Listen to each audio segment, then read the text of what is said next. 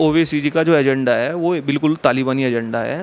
वो आपके सामने आप उनकी बाइट लेंगे तो आपसे बहुत मीठी मीठी बात करेंगे, लेकिन उनका एक अपना अलग ही एक सर्कुलेशन घूमता है विचारधारा का। उनकी विचारधारा दारुल हरब से दारुल इस्लाम बनाना है भारत को, उसी की दिशा में वो कार्य करते हैं। अपनी विचारधारा पे अड़े हैं, अच्छी बात है, लेकिन स्वागत है, यूपी में उनका है, लड़े चुनाव, भाजपा से चुनाव लड़े, हमें कोई दिक्कत नहीं है, लोकतांत्रिक तरीके से लड़े।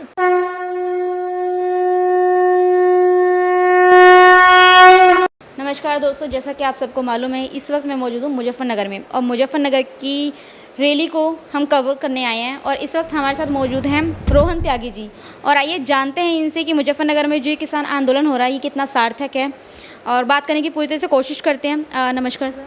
नमस्कार मैडम। सर मैं आपसे ये जानना चाहती हूँ मुजफ्फरनगर में जो ये किसान आंदोलन हो रहा है ये कितना सार्थक होगा? मैडम, ये जो आंदोलन है ये केवल और केवल किसानों को गुमराह करने के लिए किया जा रहा है, और 2022 का चुनाव इन लोगों के जो है ध्यान में है। मैं आपको कुछ बातें बताना चाहूँगा। ये जो आंदोलन कर रहे हैं किसान, ये केवल किसान यूनियन का नहीं है, इसमें किसान यूनियन के साथ साथ समाजवादी पार्टी, राष्ट्रीय लोकदल, कांग्रेस पार्टी, बहुजन समाजवादी पार्टी, इनके साथ साथ पूरे देश भर में फैले कम्युनिस्ट लोगों के जो किसान संगठन हैं वो सब लोग इसमें सहभागिता कर रहे हैं। दूसरा विषय यह है कि अगर आप रैली स्थल पे आज अभी जाके देखिए, आपको 70% आबादी मुस्लिम समाज की मिलेगी। जो किसी की कबाड़ी की दुकान, किसी की पंचर की दुकान, वो सब बंद है उनकी आज, लेकिन वो सब लोग आपको रैली में मिलेंगे। उन्होंने अपनी सफ़ेद टोपी तो हटा दी है, लेकिन उनके सर पे आज हरी टोपी है किसानों की। तो ये केवल और केवल किसानों को गुमराह करने के लिए आंदोलन किया जा रहा है। इसमें आम किसान का किसी से कुछ मतलब नहीं है इनका। जैसा कि सर ने बताया कि इसमें आम किसान से इनका कोई भी मतलब नहीं है, क्योंकि जो एक बिजनेसमैन है वो भी जा रहे हैं इस किसान आंदोलन में साथ देने के लिए। सर मैं ये जानना चाहती हूँ आपसे, जैसे कि राकेश टिकैत हिमाचल में गए थे और वहाँ पे जाके एक व्यक्ति से बोलते हैं कि क्या ये सड़क तेरा बाप की है, तो सर जो गाजीपुर बॉर्डर पे कब्जा करके बैठे हैं सर, वो किसके बाप की रोड है फिर? देखिए मैडम, लोकतंत्र में इस तरह के शब्दों की कोई जगह नहीं होनी चाहिए। अच्छी बात है राकेश टिकैत जी आंदोलन कर रहे हैं और करने भी चाहिए, लोकतंत्र है भारत में, तालिबान तो है नहीं कि यहाँ पे कोई आंदोलन नहीं करेगा। लेकिन हमें भी ये ध्यान रखना चाहिए, जो भी ये किसान आंदोलन के नाम पे लोग बैठे हैं, कि उन्हें ऐसे शब्दों का चयन करना चाहिए एक सभ्य समाज में स्वीकार किए जा सकें। एक अच्छे शब्दों का प्रयोग करना चाहिए जिससे लोगों में एक अच्छा मैसेज जा सके। ये कोई शब्द नहीं हुए कि किसके बाप की और किसके बेटे की है। इन पर तो डिबेट भी नहीं होनी चाहिए। जो टीवी में राकेश जी की डिबेट हमने देखी वो होनी भी नहीं चाहिए, वो दिखानी भी नहीं चाहिए। उससे एक समाज में एक अच्छा संदेश नहीं जाता है। सर जैसे कि देश में और विदेश में किसान आंदोलन हो रहे हैं, तो उसको लेके आप क्या बोलना चाहेंगे? खालिस्तान का समर्थन भी कहा जा रहा है इनको, तो इस पे आपका क्या? मैडम, इसमें खाली खालिस्तान ही नहीं, इसमें पाकिस्तान, चाइना, पता नहीं कहाँ से एक फंडिंग आ रही है, और उन सब का एक ही उद्देश्य है, किसी तरह भारत में जो है डिस्टर्बेंस पैदा किया जाए और यहाँ के प्रधानमंत्री जो मोदी जी हैं उनको किसी प्रकार हटाया जाए। उसी का एक प्रोपेगेंडा है, उसी का हिस्सा है, और इसमें विदेश की ताकतें लगी हुई हैं भारत को डिस्टर्बेंस करने के लिए। जैसे कि आपने बोला कि सत्ता में से योगी जी को हटाने की बात की जा रही है, तो सर ये जो आंदोलन कर रहे हैं, क्या आपको लगता है इतना सार्थक हो पाएगा, इतनी मजबूती से बन पाएगा कि ये सत्ता से योगी जी को हटा देंगे? नहीं मैडम, योगी जी कहीं नहीं जाने वाले। योगी जी ने इतने अच्छे काम किए हैं कि जनता अपना मन बना चुकी है, और 2022 में प्रचंड बहुमत के साथ भारतीय जनता पार्टी की सरकार आई है। मैं आपको एक विषय बता दूं, आप हमारे देवबंद क्षेत्र में चलिए, 27 त्यागी समाज के हमारे गांव हैं, और पूरे पश्चिम उत्तर प्रदेश में बड़े किसानों में हमारे त्यागी समाज की गिनती होती है। हमारे त्यागी समाज की इसमें बिल्कुल सहभागिता नहीं है आंदोलन में। और खाली यहीं पर नहीं, पूर्वांचल में जो हमारे जो है राय भूमियार हमारे समाज के लोग हैं अन्य, उन लोगों का भी इससे कोई मतलब नहीं है। जैसे कि आपने बोला है कि योगी जी बहुत अच्छा काम कर रहे हैं, सर आपके क्षेत्र में क्या क्या विकास हुए हैं? मैडम, आप कहीं चले जाइए, पहले दिल्ली जाने के 5 घंटे लगते थे, अब 2-2.5 घंटे में दिल्ली आदमी जा रहा है। पहले पूरे उत्तर प्रदेश में केवल 5 जिलों में बिजली मिलती थी, जो अखिलेश यादव जी के अपने गृह जिले थे, उनमें लाइट आती थी। लेकिन आज स्थिति ऐसी है कि 75 के 75 जिले में लाइट आ रही है, और 20 से 22 घंटा लाइट आ रही है। गाँव देहात में भी 18-20 घंटे बिजली है, जो कि पहले नहीं थी। जैसे कि आज ये आंदोलन कर रहे हैं सभी लोग, तो कृषि कानूनों पे सर आपका क्या मानना है? मैडम, कृषि कानून से तो जो सरकार ने, केंद्र सरकार ने लागू किया है, किसानों को बहुत लाभ है। ये लोग जो इसके नुकसान है वो बता नहीं पा रहे हैं। अभी यहाँ मुजफ्फरनगर की जिस धरती पे आज आप रैली को कवर करने आए हो, वहाँ पे गुड़ का उत्पादन होता है सबसे ज़्यादा, और अब इस कृषि कानून के लागू होने के बाद यहाँ के किसान अपना गुड़ राजस्थान सहित किसी भी राज्य में दे सकते हैं। पहले वो छूट नहीं थी, लेकिन कृषि कानून के बाद हम किसी भी मंडी में अपना किसान अपना प्रोडक्ट बेच सकता है, लेकिन पहले ऐसा नहीं था। दूसरा विषय इसमें यह है कि सरकार ने मंडी बंद करने की तो बात ही नहीं की। सरकार तो ये कह रही है कि हम तो मंडियों को भी अच्छा इंफ्रास्ट्रक्चर देंगे, अच्छा बजट देंगे कि मंडी भी एक अच्छी तरह डेवलप हो, अंदर विकसित हो। उसके लिए तो सरकार बजट दे रही है, सरकार तो बंद करने की बात ही नहीं कर रही। लेकिन ये लोग आज तक एक भी कानून ऐसा नहीं बता पाए जो काला हो। आप किसी किसान यूनियन से, किसी किसान यूनियन के नाम पे जो संगठन है, 40 संगठन 50 संगठन लोग लगे हैं, कोई एक कानून बता दे कि वो खराब है। सर साथ ही साथ ये भी कहा जा रहा है कि हमें एमएसपी फिक्स करके दे दे, हमें कोई आपत्ति नहीं होने वाली है।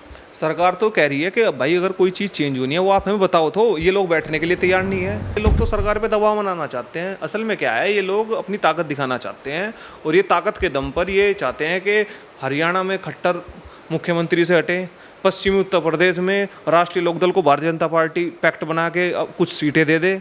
ये इन लोगों का दबाव है और कुछ दबाव नहीं है। एक टोटल पॉलिटिकल एजेंडा है इन लोगों का किसान आंदोलन के पीछे। सर इस पॉलिटिकल एजेंडा से ये लोग क्या हासिल कर पाएंगे? कुछ नहीं हासिल करने के। ये लोग योगी और मोदी जी पर दबाव बनाना चाहते हैं। अरे जिन आदमियों ने 370 धारा कश्मीर में हटा दी, वो लोग इनके दबाव में आ जाएंगे।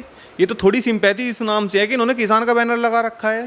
ये खुल के आए ना मैदान में, असलम पंचर वाला, ये राशिद कबाड़ी जो दुकान बंद करके आज रैली में गए हुए हैं, ये लोग खुल के मैदान में आए। अपनी हरी टोपी की जगह सफ़ेद टोपी लगाएं, पता लग जाएगा इनको।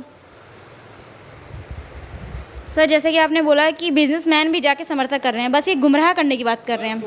सर इस महापंचायत में सर मुजफ्फरनगर से कितने लोग होंगे शामिल? मैडम मुजफ्फरनगर के तो जो राष्ट्रीय लोकदल का जो वोटर है, राष्ट्रीय लोकदल के जो कार्यकर्ता हैं, नेता हैं, वो सब लोग लगे हैं। समाजवादी पार्टी लगी हुई है, बहुजन समाजवादी पार्टी लगी है। मेरे पास स्क्रीनशॉट हैं।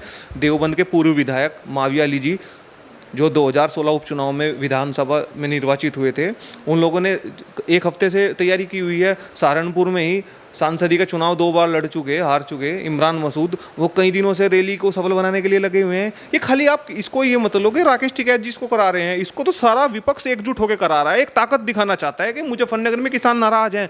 जबकि आप मुझे इसमें गिनवा दो, कोई ठाकुर समाज का व्यक्ति अगर इस रैली में हो, कोई गुज्जर समाज का व्यक्ति इस रैली में हो, कोई त्यागी समाज का व्यक्ति इस रैली में हो, कोई सैनी समाज का व्यक्ति इस रैली में हो, कोई कश्यप समाज का व्यक्ति इस रैली में हो, आपको कोई नहीं मिलेगा। 1-2 अपवाद को छोड़कर अधिकांश जो आबादी मिलेगी, इसमें आपको राष्ट्रीय लोकदल को समर्थन करने वाला मिलेगा, समाजवादी पार्टी को वोट देने वाला मिलेगा। भाजपा के विरोध में जो भाजपा के नेता और भाजपा की जो विचारधारा के खिलाफ जाकर वोट देता है, ऐसा आपको इसमें मिलेगा। सर जैसे कि आपने बोला कि सारे ये ज़बरदस्ती कब्जा करने की बात कर रहे हैं और ये विपक्ष इनको सपोर्ट कर रहे हैं।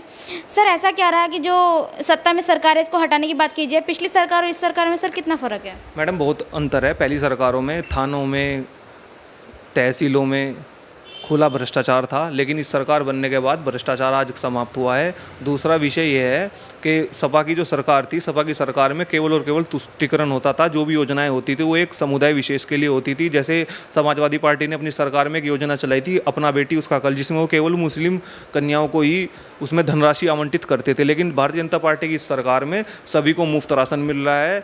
मुख्यमंत्री सामूहिक विवाह योजना में जो विवाह होते हैं वे चेहरा देखकर नहीं होते या जाति देखकर नहीं होते, उसमें हिंदू कन्याओं को भी कन्यादान दिया जाता है, मुस्लिम कन्याओं को भी दिया जाता है। राशन के जो बैग आवंटित हुए, सामग्री दी गई, वो हिंदू मुस्लिम देखकर नहीं दी गई, वो भारतवासी को दी गई। वैक्सीनेशन हो चुकी है, 67 करोड़ लोगों को वैक्सीन लग चुकी है, मुफ्त वैक्सीन लगी है। इसकी चर्चा कोई नहीं करता, इसकी चर्चा भी होनी चाहिए कि वैक्सीन मुफ्त लगी है। 67 करोड़ वैक्सीन किसी दुनिया के किसी मुल्क ने नहीं लगाई, लेकिन केवल हिंदुस्तान ने लगाई, इसकी कोई चर्चा नहीं करेगा। और वैक्सीन भी लगाते समय नहीं देखा कि हिंदू के कंधे पे लग रही है या मुस्लिम के लग रही है, भारतवासी के लगी है। ये सब चीज़ भी आप लोगों को, मीडिया को दिखानी चाहिए। एक और चीज़ मैं आपको बताना चाहता हूँ, 70 करोड़ के आबादी को भी राशन दिया गया है। 70 करोड़ आबादी मायने रखती है। पूरी दुनिया में ऐसा कोई देश नहीं है जहाँ पर मुफ्त राशन बंटता हो, लेकिन भारत में मिल रहा है। प्रधानमंत्री ने ऐसी योजना चला रखी है, आवास योजना, जिसमें गरीबों के मकान बन रहे हैं। 2.5 लाख रुपए शहरी क्षेत्रों में दिए गए हैं। वे मकान के लिए जो धनराशि दी है, उसमें ये नहीं देखा गया कि हिंदू को दिया जा रहा है, मुसलमान को दिया जा रहा है।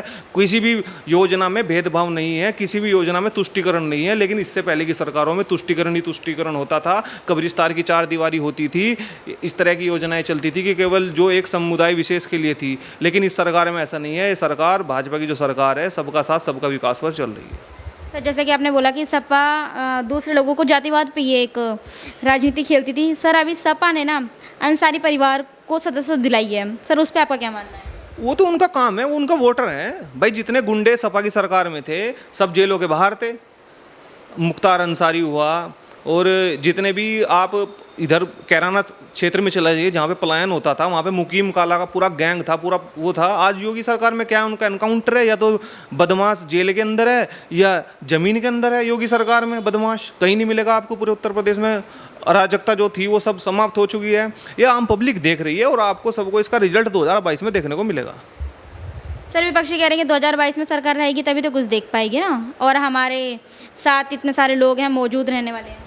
मैडम ये लोग तो पिछले 2019 के चुनाव में भी मौजूद थे, कितना हल्ला मचाया, बुआ भतीजा एक हो गए, लेकिन रिजल्ट क्या आया? फाइनली बीजेपी की पिछली बार से सीट बढ़ गई। फिर ये लोग ईवीएम का रोना रोएंगे। ये लोग धरातल पे तो कार्य करते नहीं। अरे भीड़ से अगर कुछ होता तो आज हार्दिक पटेल गुजरात का मुख्यमंत्री होता, लेकिन ये चीज़ कोई नहीं समझने वाला। ऐसे भीड़ से कुछ नहीं होने वाला। चंद्रशेखर रावण भीम आर्मी वाला, वो भी 10-20 हज़ार आदमी हमेशा इकट्ठे कर लेता है, लेकिन जब चुनाव लड़ेंगे, जब पता लगेगा ना, खाली एक जाति से, एक समाज से, एक धर्म से सरकार नहीं बनने वाली। 36 बिरादरी की जरूरत पड़ती है, 36 बिरादरी की।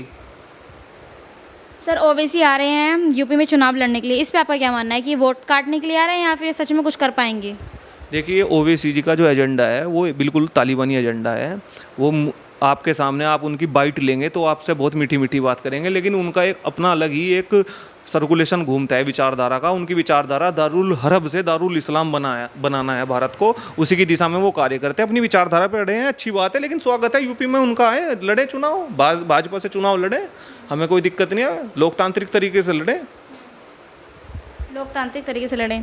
हमारे साथ इस वक्त मौजूद थे रोहन त्यागी सर जी, और जिन्होंने अपने विचार बहुत अच्छे से रखे और अपनी सारी बात हमसे साझा करने की कोशिश की। बहुत बहुत धन्यवाद सर आपका।